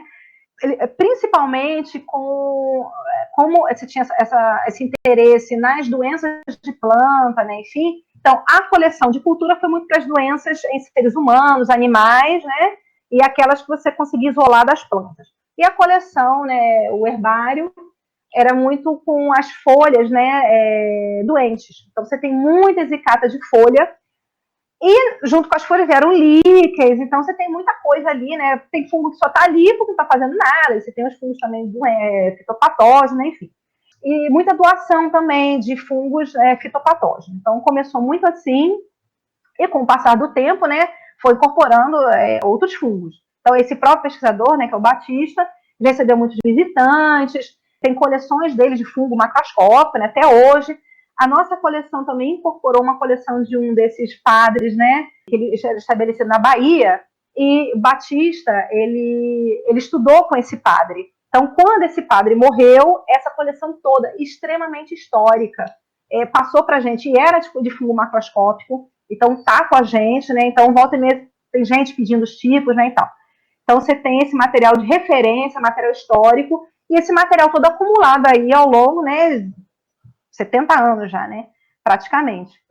E hoje a coleção da gente, ela tem aproximadamente 90 mil hesychatas. Nossa, muito grande. É enorme, ela é bem grande, exclusiva de fungo. Então, o que é muito incomum, exatamente, porque geralmente as coleções de fungo estão dentro de coleções botânicas. Então, você tem a coleção de briófilo e do fungo. Então, tá tudo assim. Dificilmente você tem uma coleção específica para fungo, seja para cultura, seja para herbário. E a gente é uma delas, uma das únicas, e uma das maiores também, né? Então, a gente, claro, tem as dos Estados Unidos, são enormes, né? Você tem, enfim, né, da Europa, mas na América Latina, exclusiva para fungo, é provavelmente a maior. A nossa curadora não gosta muito, ela é muito modesta. Não, eu não sei direito, eu acho que não. E o interessante também é que a nossa curadora, ela chama Leonor Costa Maia, a curadora do herbário, ela também é a diretora de um INCT, que é INCT Herbário Virtual da Flora e Fungos. Então, foi a partir da ideia dela, né, já pegando algumas ideias também, que a gente conseguiu juntar uma grande parte dos herbários do Brasil e colocar online, através dos Fiches Link. Então, o pessoal de animais também usa muito, né? Tem toda uma coleção de vertebrados e invertebrados, mas tem o grosso das coleções do Brasil, né, de plantas, está lá já digitalizado online. Então, ela é a coordenadora desse projeto. E claro que a gente sempre olhou com muito, assim, praticamente amor mesmo, né, para essa coleção, porque além dela ser histórica, ela resgata toda uma história da ciência em Pernambuco, na Bahia, né, com esse padre francês que se estabeleceu lá, etc. Super importante que foi esse padre, né? Inclusive, o nome do nosso herbário é em homenagem a ele, é Padre Camille Torrent, é a fotinha dele lá e tal. E ela a coleção, né, as coleções, de modo geral, não vou nem falar da gente, que tem essa importância toda também, elas são coleções de referência. Então, se você tem dúvida sobre que material é aquele, eu queria saber se esse cogumelo é comestível, eu acho que ele é o fulano. Você vai lá na coleção e vê se bate com a descrição do fulano. Né? Então, é aquele negócio, aquilo ali são as referências que a gente tem. Então, assim, a importância que a gente vê primordial numa coleção é você conseguir material, uma quantidade geralmente muito boa de determinados materiais para você comparar com o que você tem no presente. Então, se você tem dúvida de uma identificação, eu tenho dúvida da variabilidade morfológica daquela espécie, tal, então você consegue encontrar material de referência nas coleções. Então, você consegue delimitar melhor aquela espécie, lá, realmente, isso aqui é a minha espécie, essa aqui é aquela espécie comestível mesmo, eu reparei que ela pode ser um pouquinho maior, ou ter uma corzinha um pouquinho mais escura, mas eu estou vendo aqui que os especialistas identificaram, então eu tenho certeza que isso aqui eu posso comer, enfim, posso fazer remédio, o que for disso aqui. Outra coisa também que a gente acha interessante é que as coleções, né, para quem trabalha em taxonomia, elas atraem pesquisadores, né? Principalmente na época que o INCT tinha bastante dinheiro, então vinha para as coleções, vinham os especialistas revisar esse material. E quando eles vêm, vão dar curso, aluno que trabalha com aquele grupo vai ficar lá igual sanguessuga naquele especialista, né, vendo como é que ele trabalha, as peculiaridades do grupo, né, e tal. Então, as coleções também são centros de formação, dispersão de conhecimento, treinamento, né, formação de pessoal também. E outra coisa, eu adoro, isso aí é particular meu, né, enfim, eu acho que a coisa mais linda é quando você pega essas hesychatas históricas, aquela letrinha, né, de padre, você fica decifrando. Aí você tem aquelas descrições que não são aquelas descrições técnicas que a gente usa. É praticamente uma historinha do fungo, porque a gente vê para planta, vê para tudo. Gente, eu acho a coisa mais linda. Então, eu, particularmente, sou apaixonada por trabalhar com coleção, porque é como se estivesse lendo um livro de história. Você pega o passado ali e vê como é que era, né? Andei aqui, não sei o que, então você tem. Então, eu acho que tem outra parte assim, mais pessoal para mim, é justamente esse. É como se vivia no passado mesmo, né? Então, esse resgate com o passado mesmo. E, finalmente, eu estou falando aqui porque eu dou aula disso, então eu estou aqui lembrando da minha transparência, das importâncias da coleção. Transparência não, Tati, transparência já foi. Desculpa, já foi, tá vendo? Olha só como é que a gente... com meus slides e PowerPoint. A gente usa muito, assim, não, mas é só taxonomia clássica, então você vai pegar esse material aqui e vai olhar no microscópio. Eu falei, muitas vezes, dependendo do nível de preservação desse material, você não consegue extrair DNA. Então, às vezes, eu consegui agora, tudo bem. Tem gente que consegue aí de 1800 e tal, que eu acho, enfim, milagre. Mas a gente, material lá que estava em ótimo, eu precisava sequenciar isso, material de 79, né, 1979. Então, a gente consegue, né, dependendo, né, da qualidade do material, a gente consegue sequenciar esse material. Então, não é que um monte de material seco empilhado ali. Não, tem uma ordem e não é só morfologia. Você também pode, muitas vezes, né, não vou dizer que é 100% ou né, até 50%, mas você consegue, muitas vezes, extrair DNA de boa qualidade de material seco. Então, o pessoal que quer ver desprezando a morfologia, eu falei, não, mas as coleções, elas também têm essa importância também. É um banco de tecido também, né? Isso, já é um banco de tecido. Exatamente. Tá seco, mas você, às vezes, dependendo do material, você consegue tirar um DNA dali, né? Então, você tem todo um repositório de dados históricos. A gente faz modelagem ecológica com dados de coleção, porque o fungo, ou o animal, ou a planta, ocorria abundantemente em 1800 e agora não tem. Então, o que aconteceu aqui, né? Então, você tem todos esses dados, né, refinados, né, você melhorando a qualidade dos seus dados também, você consegue fazer trabalhos ecológicos, assim, impressionantes. Então, toda essa parte de modelagem, é a parte de registro histórico mesmo, tem aqueles livros que eu acho fenomenais.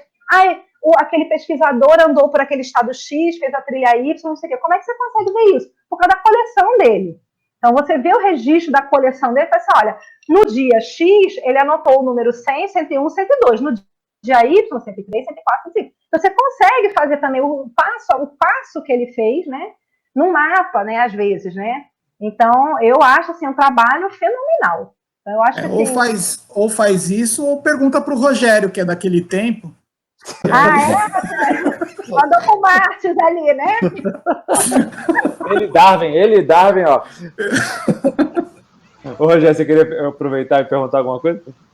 Não, já foi, era mais uma coisa da questão da parte dos comestíveis, mas aí a conversa já fluiu. Tá, deixa eu perguntar uma coisa então, Tati. Para quem está curioso, né, talvez tenha ouvido e tenha essa curiosidade, quais são as características da parte morfológica de fazer... O aluno vai lá aprender a fazer correr-chave, né, e tentar identificar os fungos, né? Então, os alunos estão mais acostumados com identificação de planta, né, porque é muito mais frequente ver isso. Então, você vê a flor, vê a folha, né, quais são as características que são usadas como distintores, né, nos fungos, né, a parte morfológica. Flávio, por isso que ninguém vai para a taxonomia. Eu só fico de planta, coitado dos alunos, nunca mais quer saber de taxonomia. Eu adorava a taxonomia de planta. Nossa, eu não sei porquê, acho que deve ter nascido com um gene mutante de taxonomia, porque eu sou louca por taxonomia, adoro. Então, eu vou falar um pouco dos meus, mas a gente extrapola, né, um pouco para os demais também, porque é mais ou menos as mesmas coisas. Fungo, você tem esses que são esses morfos, né, enfim, né, o da meia suja, que não formam uma estrutura sexuada macroscópica. Então, o que a gente vê com cogumelo, orelha de pau e tal, são as estruturas reprodutivas sexuadas, grandes, que é como se fosse a flor, né, vamos chamar analogicamente falando. Vou deixar bem claro, né, que fungo é grupo irmão de animal. Então, a orelha de pau está mais para a genitália animal do que para a flor, né? Vou deixar bem claro que vamos fazer uma analogia com a planta. Então, quando a gente vai analisar, seja um mofo, né, enfim, ou um cogumelo, uma orelha de pau, a primeira coisa que a gente procura, no caso da gente, é esporo. Então, o pólen, enfim. É isso que muitas vezes que a gente vê. Então, no caso desses mofos, não, você vai procurar... Cada grupo tem o seu nome, né? De esporas, tem esporo sexuado, espora assexuada, enfim. Então, o que a gente vê muito é o esporo, assexuado ou sexuado, como esse esporo é formado. Então, no meu caso, ele é formado numa célula que chama basídio. No caso do mofo, é um conidióforo. Então, você tem que procurar essas estruturas de reprodução. No caso de mofo, por exemplo, como é que a aparência macroscópica dele na colônia, né? É uma colônia cotonosa, a cor dessa colônia, você pinga, né, alguns reagentes para saber a coloração, né? Enfim. Então, isso é o que a gente vai ver a princípio no microscópio. No caso dos macroscópios, é a mesma coisa, você vai ver a parte macro, a cor, consistência, tamanho, ele tem poro, tem lamela, o que é? E aí você vai fazer um corte microscópico para procurar as estruturas reprodutivas, né, os poros, né, as células. No caso da gente, né, das orelhas de pau, a gente procura muito que fungo ele é formado por hifa, então são esses tubos, né, microscópicos. Fungo não tem assim um tecido verdadeiro, não tem célula verdadeira, mas ele se compacta, né, para formar essas estruturas macroscópicas. E a gente também procura essa morfologia dessas hifas, né, desses filamentos. Então, tem um tipo, 2 tipos, 3 tipos, você pinga o reagente X, fica vermelho, fica roxo. Então, a gente usa também uma parte assim, bioquímica, né, obviamente tamanho, né, e tal. Então, às vezes, o pessoal fica meio desesperado, porque aí, no meu caso, é muito... Para achar um esporo, é uma coisa minúscula, 5 micrômetros, e é alino. Então, os alunos ficam enlouquecidos, né? Então... É no microscópio mesmo. No microscópio mesmo. Então, o microscópio a gente é do 40 para cima. Você bota ali 20, daí para posicionar o corte, aí vai para 40, 100. Legal. E aí, mais ou menos isso. Então, quando tem esporo que tem ornamentação, esporo grande, 10, assim, nossa, já é, assim, alegria. Quando tem muito, então a gente fala, gente, vem todo mundo ver. Tem muito esporo. Aí não. Então, às vezes, frustra um pouco. Então, de repente, se eu vejo que o aluno está muito animado, eu já separo um grupo para ele que eu sei que tem espora, assim, radiante, maravilhosa. Aí ele já vai para aquele grupo, que lindo esse espora. Aí ele já fica mais animado. Aí fica. E para quem vai para campo, para fazer as cicatas, como é que é? É fácil? É normal? Tipo, você pega ele, seca? Tem alguma preparação especial? Não, a gente tem que levar estufa de campo. Geralmente, a gente não vai voltar para o laboratório, a gente leva... porque assim, leva para a Amazônia. Porque tem aluno que vai pegar 3 dias de barco e vai para o Acre. E aí tem que levar a estufinha de campo. Aí se tem eletricidade, leva aquele secador de fazer massa seca, né, não sei o quê. Ou então tem que levar... Eu, quando eu ia para a Amazônia, não tinha eletricidade, era... Secador de cabelo a vácuo. Não tem eletricidade, não tem. Então, a gente tinha eletricidade 2 horas lá, mas não era para a estufa, que consome muito, era solar, né? Enfim.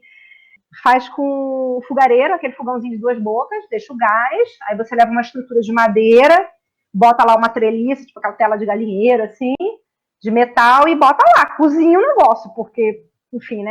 Não, mas isso é para secar, né? Mas digo, para coletar. Você, por exemplo, pega a orelha de pau ali. É só cortar, botar. Aí tira, não bota no galho, não. Bota num saquinho, que a gente não tem como prensar, porque ele é muito gordinho.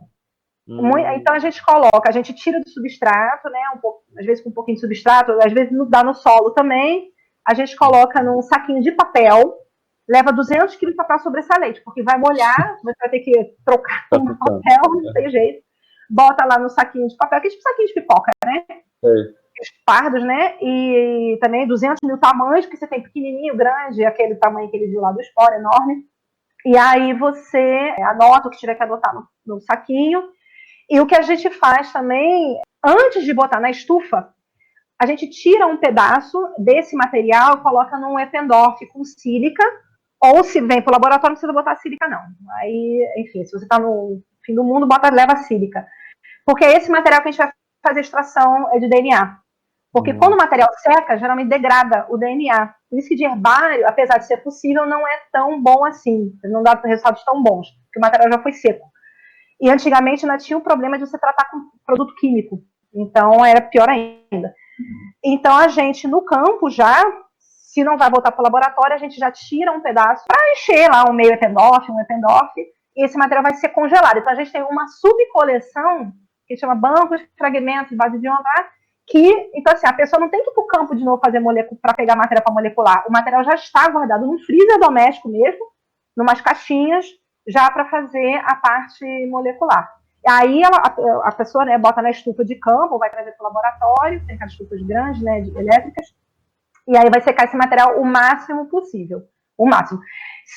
Porque geralmente vem muito material, mas o ideal é olhar esse material o mais rápido possível. Mas se você vem com 100, 200, 300, não tem como você analisar esse material. Então a gente tem que conservar ele primeiro, que é secando, senão ele vai mofar, o bicho vai comer, e aí depois analisa. Então, se o material às vezes tem uma cor muito berrante, assim, interessante, você já anota, porque às vezes com a secagem muda.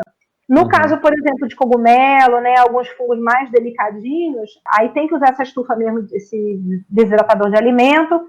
E eu tenho alunos, né, para alguns outros grupos de fungos similares, mas não, preferem secar colocando um monte de silica gel mesmo, então no ziplock. Então bota o fungo, bota a silica gel, fecha e deixa secando com a silica gel. Depois troca, né? Enfim, que é o melhor. Não põe na estufa. Tem gente que prefere que não vá para a estufa. Então tem esse grupo específico que a gente chama dos coraloides. Então a aluna, ela prefere não secar na estufa, ela prefere desse jeito. Ela que também vai para o Acre, Rondônia, então também ela não tem muita opção, porque ela também não tem estufa também, né? Se você carregar uma estufa, um dessecador no avião, hoje em dia com um monte de restrição, você não consegue. Então ela prefere isso aqui e está dando um resultado bom. E pronto. Tá? Mas aí volta para o laboratório e... Isso é mais ou menos barato. Aí, como você falou assim, agora a gente está tendo que também descrever as espécies utilizando a parte molecular, né? E aí isso fica caríssimo também, normalmente, como é normalmente em outros grupos? Fica caríssimo. A parte morfológica, o que é caro é microscópio, mas você compra 1, 2, acabou, você não vai comprar mais. Mas a parte molecular é muito cara, principalmente porque ela não dá 100% de resultado. Então você às vezes testa 100 materiais para ter um sucesso aí de 50%, você consegue bom resultado. E é um material realmente caro, né? Ele se torna mais caro ainda porque o custo-benefício, né, às vezes não é tão bom, porque infelizmente às vezes o fungo não colabora mesmo. Tem grupos mais chatos, ou então o material estava velho no campo, estava morto já, você não reparou, né? Enfim. Antes, por exemplo, a gente vai fazer molecular de tudo. Agora não. Você olha o material, vê se ele é um bom material para ser descrito, né? Se for uma espécie nova, para ser depositado e tal, se tem quantidade suficiente. Não adianta também, você pega um material desse tamanho, tira metade para fazer morfologia, a outra metade DNA, aí você vai depositar o quê? Não tem mais nada, né? Então, já era. Então, quando é material miséria também, a gente não faz mais. Então, a gente aprendeu também a selecionar. Realmente, não é barato, mas é como se fosse um mal necessário. Eu gosto de dizer, se você não consegue trabalhar sem um microscópio, você vai ter que investir no microscópio. Hoje em dia, você já sabe que você tem que investir em molecular. E aí, às vezes, você restringe o grupo, né? Então, não vem trabalhar com uma ordem inteira, você vai trabalhar com um gênero, né? Enfim, e por aí vai. Então, ou faz uma associação com algum laboratório que tem, né? Você manda para lá. Também. Então, por exemplo, a primeira vez que fui para Portugal, foi o sabático da gente, né? Licença capacitação, eu passei 3 meses entre 2018 e 2019. E agora eu fiquei 2 meses com o PRINT, né? Esse projeto de internacionalização. E aí, na primeira vez, nessa segunda vez também, eles bancaram, por exemplo, vários reagentes. Então, na primeira vez, inclusive, bancaram sequenciamento, só que eu usei muito, aí dessa vez ele falou, agora eu não vou fazer, porque deu muito certo. Aí eu levei 150 materiais, aí assim, 70% de sucesso. Nossa, acabei com o reagente dele. Aí dessa vez ele deu os reagentes também, mas não deu sequenciamento. Então a gente conseguiu bastante coisa. Aí são cooperações também, né? Então a gente publica junto, né? Então o pessoal bem legal e tal. E tive uma cooperação com a China também. Então eles vieram em 2017, olharam um monte de material, selecionaram alguns, levaram e aí sequenciaram também. Então a China realmente agora está com muito dinheiro. Então, esse pesquisador foi muito famoso na área da gente. Ele falou, o que você precisar, não oferece aqui, brasileiro pobre. A gente é buleta. É igual vem me visitar, vai com a família inteira, né, nunca mais sai. Então, até hoje, tem uns 2 anos que eu volto e meia a gente sai alguma coisa aí também com material sequenciando, né, e tal. Mas, realmente, então, quem vai entrar já sabe que... Agora, não são todas as áreas, né? Então, para a taxonomia de fungos, é muito necessário, mas a gente sabe que alguns grupos de fungos, eles não colaboram, eles não conseguem, a gente não consegue cultivar em meio de cultura, então só tem aquele caquinho de material, sempre, não adianta. Líquen, às vezes, é chatinho, porque tem a alga, aí você acaba sequenciando a água e tal. Então, tem grupos de fungo que a gente sabe que não dá muito certo, então, também, assim, não é 100% tem que ter, não. Agora, o grupo, por exemplo, o grupo que eu trabalho não tem mais, assim, não tem muita desculpa, porque, como você falou, se você não tem um laboratório, não tem dinheiro, você quer escrever uma espécie nova, gente, qualquer colega teu, você pode sequenciar um material, não vai morrer por causa disso. É muito difícil hoje publicar espécie nova de vários grupos de fungos sem molecular. Eu mesmo já recusei um artigo aqui, mandei voltar, falei, sem molecular não. Desculpa. Legal. Rogério estava na fila e levantou a mão. A pergunta que eu ia fazer, acho que já foi em parte respondida, porque eu achei que, quando você falou de cicata, né, eu pensei no modelo clássico de prensagem de material botânico, então achei que ia esmigalhar tudo que era fungo duro. Aí você já explicou como é nos saquinhos, e se tem alguma outra forma de preservar, né? Você já falou dos tubinhos de Eppendorf, eu não sei se tem também alguma via úmida, alguma outra forma de fazer um banco desse material, ou são só essas duas mesmo, as exicatas no saquinhos e os Eppendorfs. Então, na verdade, quando o herbário da gente foi fundado, e muitos herbários hoje ainda, eles utilizam a zicata para fungo. Então, quando a gente pede, por exemplo, tipo de Kiel ou de Paris, né, vem aquele papelão, aquela folha de papelão dobrada, e justamente vem aquele fungo gordinho, aquela folha toda assim, né, capenga, porque era assim, então eles continuaram. A gente lá no URM também era assim, porque começou com folha, né, folha de planta. E também eram organizados em gavetas, em armários de madeira, desde a fundação. Então, era uma briga horrível para a gente conseguir abrir as gavetas. Então, a gente tinha que chutar o armário, literalmente, estou falando sério, você tinha que puxar, chutar, enfim. E aí, com esses projetos, né, de taxonomia, né, em 2000 alguma coisa, a gente conseguiu colocar aqueles armários de lisantes. E aí, a gente resolveu tirar as azicatas. Então, o que a gente viu que não funciona para a gente, então a gente coloca em envelope de correios, naquele branquinho. Então a gente coloca os fungos em envelopes e coloca um sobre-envelope com papel. Não é aquele papel de caixa de sapato, mas é aquele tipo, que eu esqueci o nome, que é mais firme. Então, só para proteger o envelopinho branco. No caso dos fungos maiores, a gente coloca em caixinha. Então, a gente encomenda vários tamanhos de caixinha. E, então a gente tem esse armário deslizante que é o gaveteiro, igual para coleção de inseto, né, de animais, que é aquela gaveta, só que ela é do tamanho do envelope, e vamos supor, a metade de baixo é gaveta, a metade de cima ela é prateleira para colocar as caixinhas. Então é tudo branquinho, organizadinho, e aí, então esse é o jeito que a gente organiza lá no herbário URM. Eu já vi vários outros jeitos. Tem gente, por exemplo, o pessoal do Botânico, lá de São Paulo, eles colocam em saquinho de plástico e lacram com aquele térmico. Eles embalam a vácuo e fecham a prensa com o quente, né? Esqueci muito o nome daquilo. Secadora.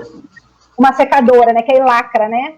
É um pouco chato, porque quando você tem que analisar o material, você tem que abrir aquele de novo. Daqui a pouco você não tem mais saquinho, né? Que toda vez está lacrando mais para baixo, né?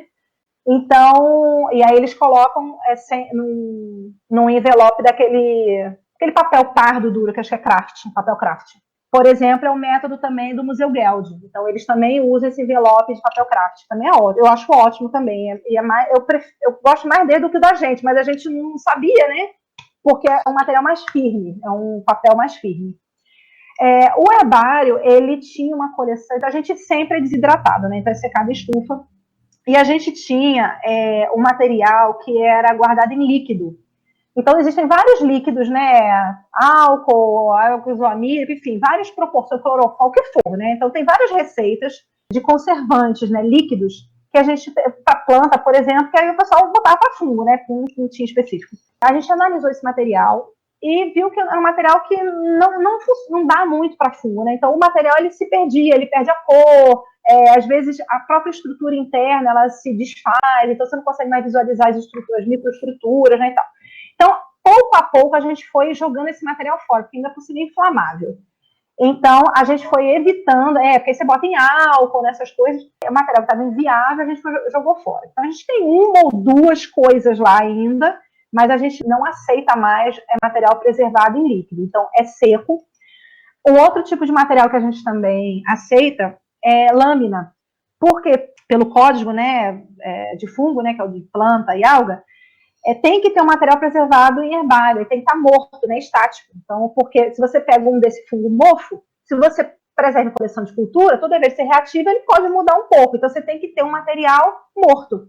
E aí você faz lâmina permanente. Então, a gente tem laminários. Então, é aquela lâmina, né, que é de microscópio mesmo, a lamínula. Então, a gente conserva esse material, esses fungos, né, de cultura, né, microscópio assim, em lâmina também. Então, isso é o que a gente tem no herbário. Na coleção de cultura, aí você tem vários tipos. Você tem em óleo, você tem preservação em água, liofilizado. Então, também é uma coleção, então, é 5.000 culturas lá. Então, também é uma das maiores coleções exclusivas também para fungo, né? É a coleção de cultura da gente, também em termos de número, né, importância histórica, né, e tal, isso também é muito importante também. Pronto, e essa parte do cubinho, né, que a gente chama de cubinho, o fragmento, né, congelado, que é para biologia molecular. Ô, Tati, mudando agora de assunto, meus alunos vão me bater se eu não perguntar essa parte da modelagem. Você falou modelagem? Fala um pouquinho da parte da modelagem, o que vocês fazem da modelagem, que aí chegou a parte gostosa. Pois é. Então, olha, é uma parte super nova. Então, eu tenho esse aluno aqui que acabou defendendo o doutorado agora, e está esperando aí o pós-doc dele. Ele trabalha com esse grupo de fungos, que é essa orelha de pau clássica aí, que é gelatinosa, marronzinha e tal. Então, ele fez mestrado em Goiás, Anápolis, e ele não tinha como fazer doutorado lá, então ele quis fazer doutorado com a gente, trabalhar com esse grupo de fungos. E ele já trabalhava um pouco com modelagem, super interessante, né, esse grupo de fungos. E aí, quando ele veio para cá, ele queria continuar fazendo taxonomia, né, e tal, eu falei, tá bom, então vamos abranger o grupo. E com, né, o dinheiro escasseando, eu falei, vamos ver alguma coisa assim que seja grátis, né, barata, né, enfim. E calhou do ano passado entrar um menino de mestrado que eu não conhecia, não sabia quem era, para mesmo. Porque uma pessoa que eu não conheço vai trabalhar com uma coisa que eu não sei, tá perfeito isso. E botei esse aluno, né, dessas orelhas de pau ali, já que você tem experiência no assunto, escreve um projeto com ele aí que faça sentido, porque eu já tinha um projeto grande, né, que foi esse projeto do ICMBio, né, que a gente aprovou com fungos, né, então foi para Monte Pascoal e Pedra Talhada, já tinha muita gente trabalhando com taxonomia, né, enfim. Então, vamos trabalhar com outra coisa, grátis, né. E aí a gente resolveu trabalhar com modelagem. E concomitantemente, para falar um pouco aqui também, que se atrela os dois assuntos, daqui a pouco eu volto mais para a modelagem, a gente prometeu nesse projeto categorizar as espécies de fungos de acordo com o critério da IUCN, propor espécies, né, vulneráveis, etc, etc. E aí são como se fossem dois projetos casados de conservação. Então, a gente selecionou, então tem um PIBIC trabalhando com categorização, que aí o resto do pessoal do projeto também, agora, essa semana, inclusive, a gente trabalhando com isso, aproveita todo mundo na quarentena, vamos trabalhar com isso, né, vamos lá. E essa categorização também depende da quantidade de dados que você tem no GBIF, né, nos peixes link, etc. E esse aluno, tadinho, né, caiu de paraquedas ali, cru, igual a mim, e tinha esse outro aluno aí que sabia um pouquinho, aí ele encarou. Então, a gente selecionou, como a gente não... Para fungo, tem muito pouco trabalho sobre isso, muito pouco mesmo. Então, eu tive que fazer um levantamento de literatura aí teve um projeto que é o Bidiversa. A gente tentou, né, aplicou, né, para modelagem com 15 países aí. Nossa, para conseguir literatura de modelagem nicho de fungo é ridículo. Você tem 10 artigos, assim, é uma coisa patética. E aí você tem interesse, por exemplo, na modelagem de fungos, os que causam doença nos seres humanos, né? Então, as licoses oportunistas, né, e tal. Então, você tem aí questões epidemiológicas, você tem 1 ou 2.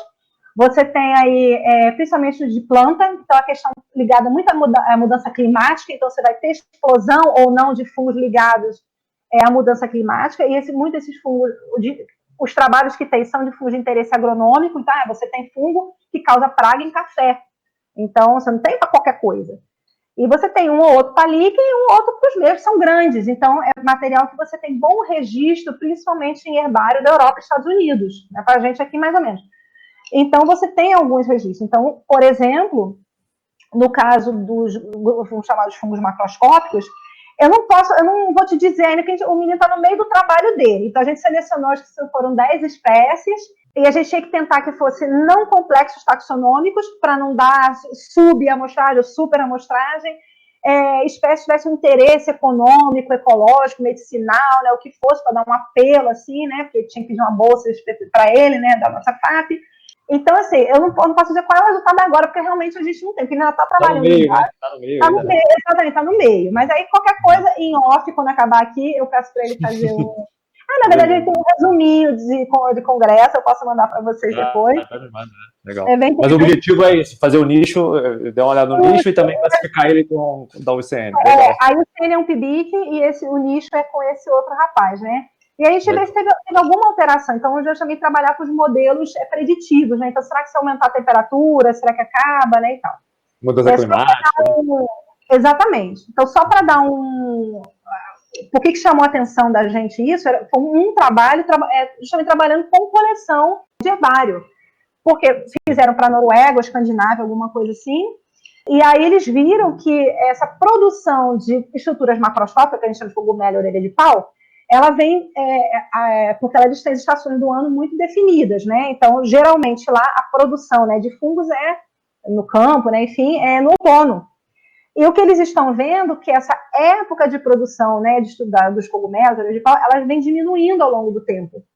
Porque está ficando cada vez mais quente, então aquela temperatura já não é mais adequada. Cada vez menos você tem dias com temperaturas adequadas. Então, essa questão de frutificação, infelizmente, né, que a gente não consegue um nome melhor, ela vem diminuindo tempo a tempo. E agora aqui no Brasil, será que a gente agora, com um monte de dado online, será que a gente não consegue fazer a mesma coisa? Então, é isso que chamou a atenção da gente, para a gente tentar fazer igual também, parecido. Maneiro. Vamos ver se cai de pé. Rogério. Eu tenho mais duas perguntas, acho que vai ser rapidinho, não é nada, é curiosidade mesmo.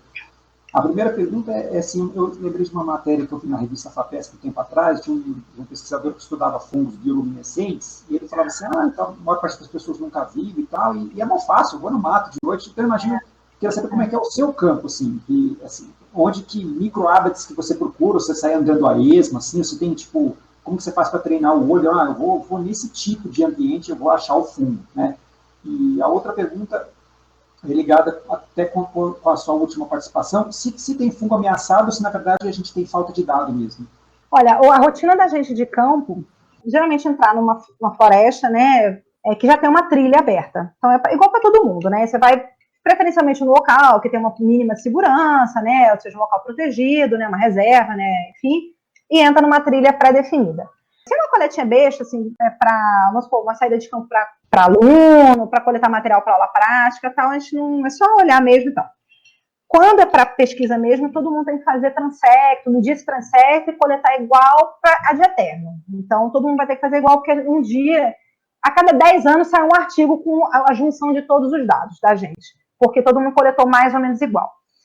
E no campo, a gente, como esses cogumelos, né, orelha de pau, esses fungos associados, eles são degradadores de madeira ou liteira, né, sei lá qual é o nome correto de liteira hoje, enfim, serrapilheira, enfim. Então, a gente foca nesse tipo de substrato. Você vê tronco caído, galho caído, ou muita folha, né, em decomposição, então é o lugar que a gente vai procurar. O que acontece é que, isso eu só aprendi, nossa, depois de muitos dias, acho que quando eu fui fazer o sanduíche na Noruega. Quando você faz isso, você encontra muita coisa, mas sempre são as coisas que todo mundo já viu. Então, que o importante é você, por exemplo, revirar o tronco. Então, você tem que virar o tronco de cabeça para baixo, revirar aquela... outra coisa que a gente nunca lembra, porque a gente está tão acostumado a ver em matéria de decomposição, que a gente não vê em árvore viva. Então, você tem uma parcela desses fungos que dá em árvore, né?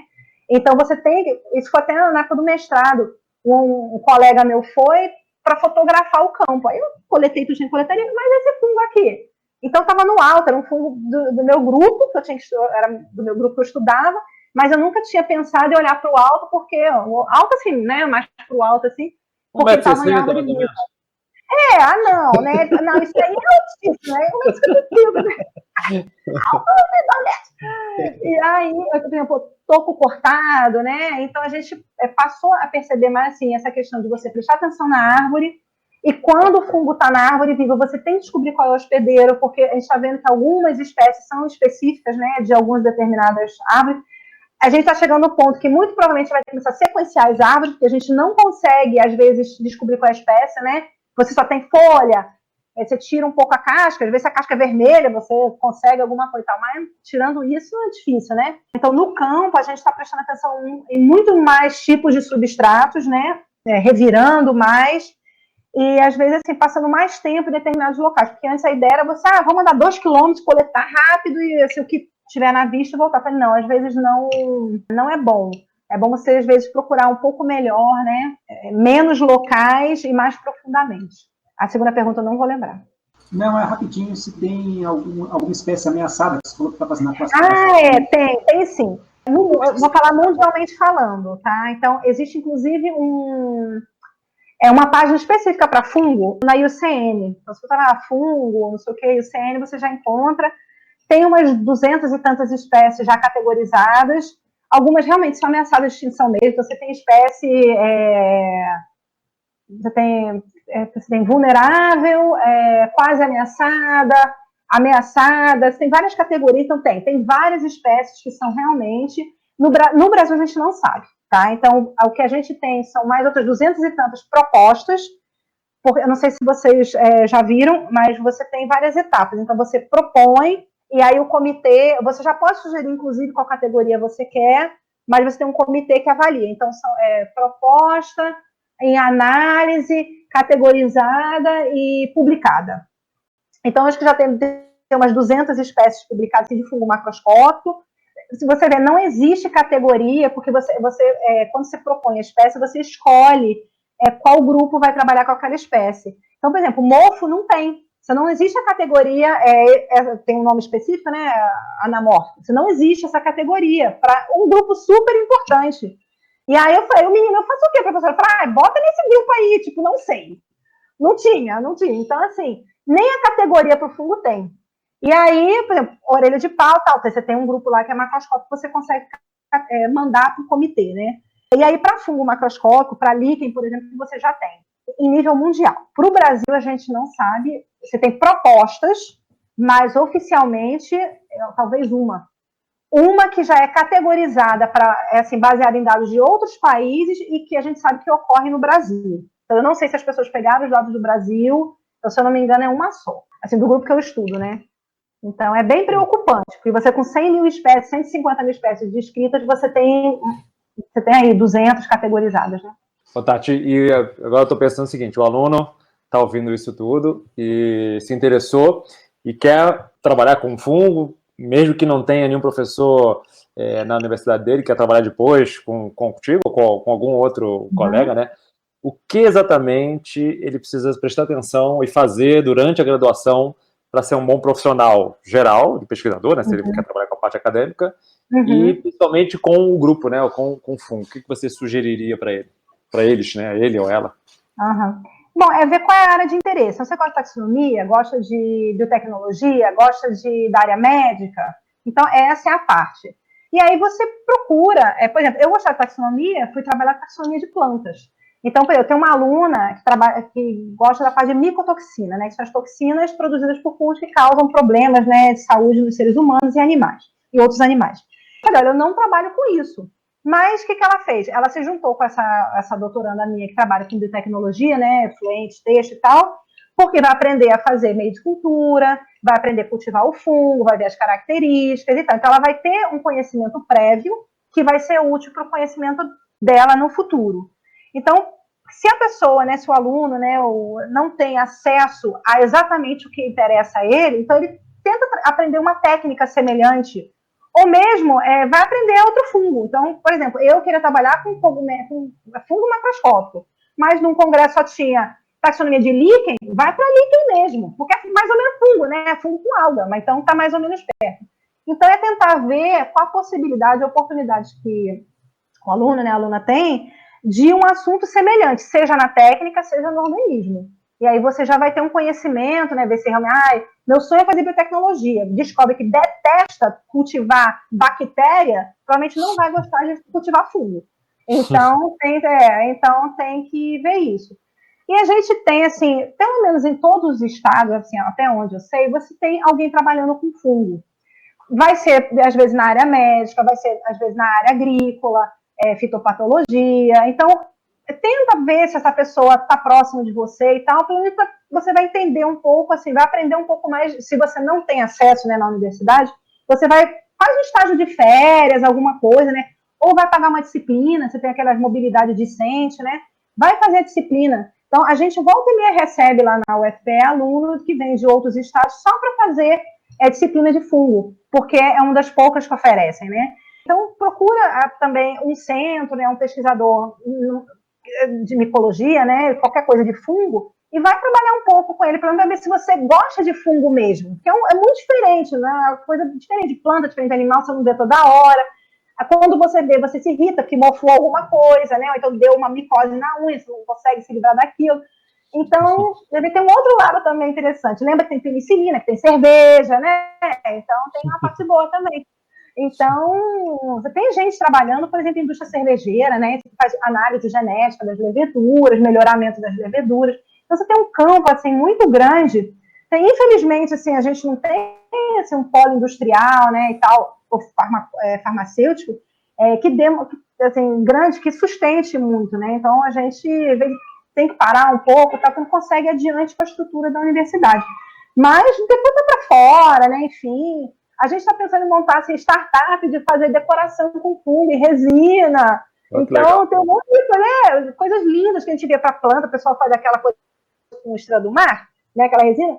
Só que, pô, tá de estrela do mar é bicho, né? Agora a pessoa fica com pena. Agora, fungo você não tem pena, não tem olho, não vai se contorcer de dor, né? Tadinha. Não grita. Não grita, não chora. E se você tira do campo, metade fica lá, porque tem toda essa parte escondida que a gente não vê, então ele vai nascer de novo, não se preocupe. Então, assim, a gente tem muitas ideias, assim, de fazer muita coisa também, né?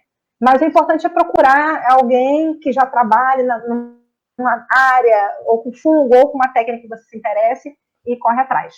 Então, o negócio é procurar correr atrás. Legal, legal. Tati, muito obrigado mais uma vez pela entrevista. Imagina. E aí posso deixar o seu e-mail aí no post, se alguém quiser tiver uma dúvida, te mandar um e-mail. Pode, com certeza. Foi um prazer enorme estar aqui. Adorei participar deste evento, né, praticamente. Pode deixar meu contato. A gente tem uma página no Facebook, que é do laboratório. Então, a gente posta, assim, basicamente o que a gente está fazendo no laboratório, as defesas, os artigos publicados, eventos. A gente tem evento, por exemplo, pelo menos 2 vezes por ano, a gente tem um evento de extensão que a gente faz essas coletas de campo para todo mundo. Então, se quiser, pai, mãe, quem quiser, a gente vai também, para todo mundo ver. Então, quem tiver interesse, né, em ir com a gente. E pronto, pode dar meu e-mail e depois eu mando aí a página do Facebook também, que aí vocês veem o que a gente está fazendo lá. Tem uma página também para quem tiver interesse que chama Cogumelos do Brasil. Então, são várias pessoas que postam as fotos, aí pede para identificar, a pessoa quer saber se come, se faz chá, né, enfim. Então, tem lá também. Mas não, a gente não pode falar sobre cogumelos alucinógenos, né? E aí, beleza, põe lá no post as páginas e o teu... Eu mando para você, tá bom? Prazer enorme. Obrigadão, bom dar tchau aos ouvintes aí. Tchau, obrigado, pessoal. Obrigado. Tchau, pessoal, prazer conhecer vocês. Tchau, obrigado, pessoal, por ter escutado aí, tá? Tchau.